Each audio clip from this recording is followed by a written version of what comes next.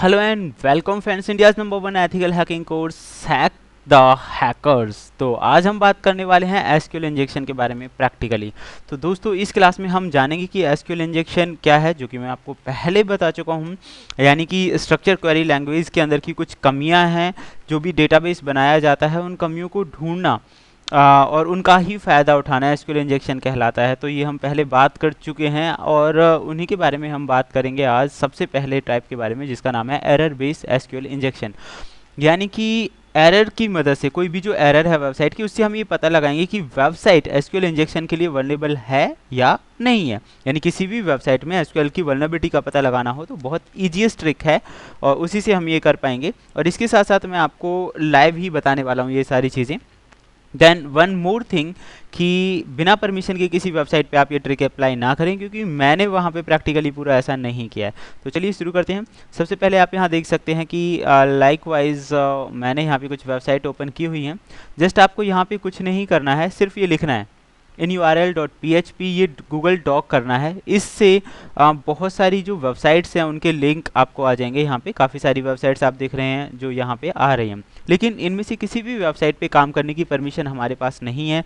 तो डेफिनेटली आपको भी इस चीज़ के बारे में थोड़ा ध्यान रखना है। लेकिन अभी हम जस्ट चेक कर रहे हैं और टेस्ट कर रहे हैं, किसी को कोई नुकसान नहीं पहुंचा रहे। तो दैट ये कोई ऐसी बात नहीं है कि बहुत बड़े लेवल पे आपने कुछ गलत किया है। तो कैसे चेक और टेस्ट कर सकते हैं, बहुत ईजीएस्ट मेथड है।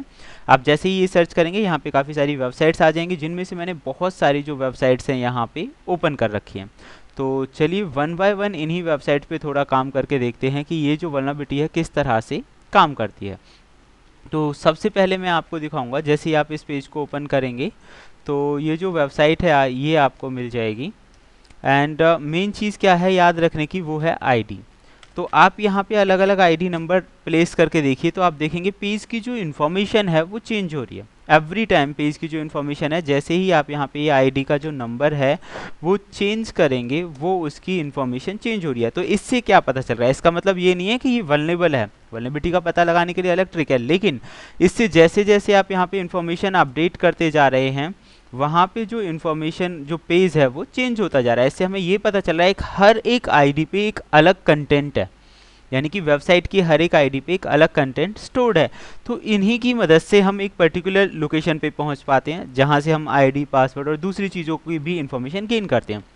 तो अब क्वेश्चन था कि भाई एरर बेस एसक्यूएल वल्नरेबिलिटी है। तो जैसे मान लीजिए मैं पेज नंबर 1 पे गया और मैंने यहाँ पे अपस्ट्रॉप्स लगा दिया है।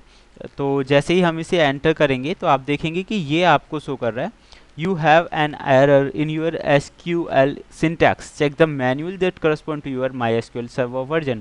तो इसका मतलब ये है कि SQL में एरर है, तो इस पे SQL इंजेक्शन अटैक किया जा सकता है। तो डेफिनेटली अब इसके बाद से जो दूसरा काम है वो हमारा स्टार्ट हो जाता है कि ये तो हमारा भी डिटेक्शन ही चल रहा है कि कैसे हम किसी चीज़ को डिटेक्ट करेंगे। आप ये देखिए 23 में भी यहाँ पे हमें एरर शो कर रहा है। तो बहुत ईजीएस्ट मेथड है, किसी भी साइट पे जाना है आपको, यहाँ पे जस्ट एक एपोस्ट्रोप्स लगाना है, जिससे आपको पता चलेगा कि उसके डेटाबेस में कोई एरर है या नहीं है। अच्छा, अब आपको ये बहुत छोटी सी बात लग सकती है कि यार ये तो कोई नहीं है, एक सिंपल सा कॉमा लगाने से क्या हो सकता है। तो ये तो आपको पता चल ही गया कि वेबसाइट में वल्नरेबिलिटी है। ज़्यादा हद तक इन वेबसाइट्स पे जा नहीं सकते, हालांकि मैं ये आपको लाइव दिखाऊंगा, ऐसा नहीं है, पर इन वेबसाइट्स पे नहीं दिखा सकता क्योंकि इनकी परमिशन नहीं है। ये तो बस हम ये चेक और टेस्ट कर रहे हैं कि वो वल्नरेबल हैं या नहीं है। तो ये तो मैंने आपको लाइव दिखा दिया है कि ऑनलाइन किसी भी साइट को आप कैसे चेक करेंगे वल्नरेबल है या नहीं है। और अलग अलग जो ये आईडी नंबर्स हैं, जैसे ही आप इन्हें चेंज करेंगे तो अलग अलग लोकेशंस पे जो कंटेंट है उस वेबसाइट का वो आपको मिलता रहेगा। आप देखिए यहाँ पे एक अलग पेज और अलग कॉलम, यानी कि अलग अलग रोज और कॉलम्स का जो डेटा है वो ये आपको दिखाता रहेगा जैसे ही आप ये नंबर यहाँ पे प्लेस करेंगे। आप देखिए हर बार हर एक कॉलम में एक अलग और नई इन्फॉर्मेशन है। तो जिस भी तरह के इन्फॉर्मेशन के अंदर आप जाना चाहते हैं, वहीं उसी हिसाब से ये जो अटैक है वो प्रिपेयर करते हैं अटैकर्स। तो आप यहाँ देख सकते हैं डेटाबेस में। और दूसरी सबसे बड़ी बात 35 में आप देखिए यहाँ आपको मिल गया है check that correspond to your MariaDB server. तो सर्वर का नाम आ गया है यहाँ पे MariaDB and near at the line 1। अब आप यहाँ देख सकते हैं version the right syntax to use. अब आप देखिए यहाँ पे कुछ चीज़ें हमें मिली हैं जो हमारे काम की साबित हो सकती हैं। Alt marine component user component ID है ये लाइन नंबर 2 में। तो मतलब ये कंपोनेंट्स की जो आईडी है वो आपको यहाँ से मिल चुकी है। तो दैट मीन्स अब इसकी मदद से आप इसमें आगे बढ़ सकते हैं। तो डेफिनेटली आप समझ गए होंगे, जैसे कि मैंने लास्ट टाइम भी आपको यहाँ पे दिखाया था। फॉर एग्जांपल सिंटैक्स आप पढ़िए, syntax is converting the N V, जैसे कि मान लीजिए और 1 इक्वल टू यूज़र हमने लगाया तो वैल्यू जो थी वो हमने कॉलम में चेंज की। तो इस तरह से यहाँ आपको कुछ ना कुछ इन्फॉर्मेशन मिल गई। Alt marine components user components की आईडी आपको मिल गई, लाइन नंबर 2 पे है, जो कि 35 यानी कि 35 कॉलम पे यूज़ की गई है। तो अब इसे आप आगे बढ़ा सकते हैं वेयर यूज़र आईडी करके। तो where user ID is equal to this, इस तरह के आप यहाँ पे ट्रिक्स लगाइए तो आगे आपको इन्फॉर्मेशन मिलती चली जाएगी। तो हम आगे करेंगे वैसे फ़िलहाल। तो सेकेंडली इस पर भी हम करके देख लेते हैं। ये एक वेबसाइट है, यहाँ मैंने 15 लिखा, एंटर कर दिया। तो अलग तरह की इन्फॉर्मेशंस यहाँ पे हमें मिलेगी, अलग कॉलम वाइज। आप देख सकते हैं यहाँ पे अलग इन्फॉर्मेशंस मिल गई है। वल्नरेबल देखना है तो जस्ट एक अपस्ट्रॉप लगाइए और एंटर कर दीजिए। आप यहाँ पे देख सकते हैं लाइन नंबर 1 ये आपको शो कर रहा है। और आप देखिए फैच स्टैटिक पेज, हर साइट पे जो हम जा रहे हैं हमें एक अलग अलग तरह की इन्फॉर्मेशन मिल रही है कि आप डेटा को फैच कर सकते हैं। ये सारी चीज़ें हम ऑफलाइन वेबसाइट पे प्रैक्टिकली करेंगे, तो किस तरह से ये आप काम में ले सकते हैं। अच्छा, अब अगर आपको ये लगता है कि यार नॉर्मल इन्फॉर्मेशन है, इतना हम जानते ही हैं, इतना हम आसानी से कर सकते हैं, तो मैं आपको बताना चाहूँगा बहुत सारी बैंकिंग्स हैं या ऑनलाइन डेटाबेस की साइट्स हैं या शॉपिंग साइट्स हैं, उनमें भी इस तरह की वल्नरेबिलिटीज़ होती हैं और इसी से हैकर सेंसिटिव इन्फॉर्मेशन निकाल लेते हैं। तो ज़्यादा कंज्यूम ना अगर ज़्यादा टाइम ना खींचकर मैं आपको इसका एक बताता हूँ। यहाँ एक वेबसाइट है जो कि टेस्टिंग पर्पज़ के लिए बनाई गई है स्पेशली, ऑल्टोरो म्यूचुअल। और ये बैंकिंग की साइट है, ऐसा मान लेते हैं ये बैंक की साइट है। तो आप देख सकते हैं कि ये बैंक की साइट है और इस बैंक साइट में एक अटैकर या हैकर क्या कर सकता है। तो मैं साइन इन कर लेता हूँ अपनी पर्सनल जो लॉगिन अकाउंट बनाया हुआ है। तो यहाँ मैंने लिख दिया जे स्मिथ। तो मैं आपको बता रहा हूँ पहले ही, जे स्मिथ, और इसका पासवर्ड है डेमो1234 और मैं कर देता हूँ लॉगिन। इससे जो मेरा बैंक अकाउंट है वो हो जाएगा लॉगिन। आप देख सकते हैं सेविंग अकाउंट, करंट अकाउंट, जो भी आप करना चाहें।